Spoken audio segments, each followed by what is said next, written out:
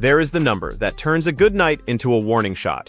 37 points, 10 assists, 8 threes, and 0 second-half turnovers. But the part Indiana has to understand is not just how spectacular Caitlin Clark looked.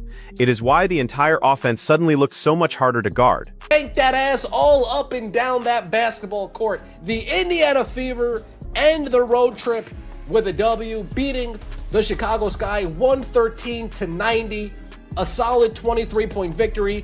Fairly close game in the first half. Then Kelsey Mitchell gets going. Caitlin Clark carrying the team in the first half. Kelsey Mitchell gets going in the second half. And these two just trade. That 113-90 final score almost hides how this game developed. Chicago was still hanging around through the first half.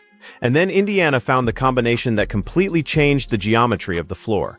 Clark had already done the heavy lifting early.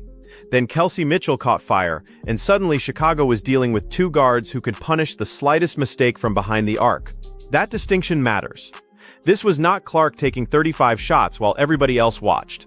It was Clark creating the pressure, Mitchell exploiting what that pressure opened up, and the rest of the Fever benefiting from defenders being forced into impossible choices. Help too aggressively on Clark and somebody gets space.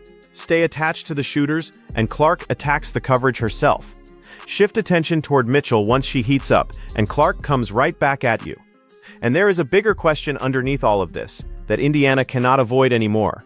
Was this simply one ridiculous shooting night, or did this game expose the offensive formula the Fever need to prioritize when the stakes get much higher?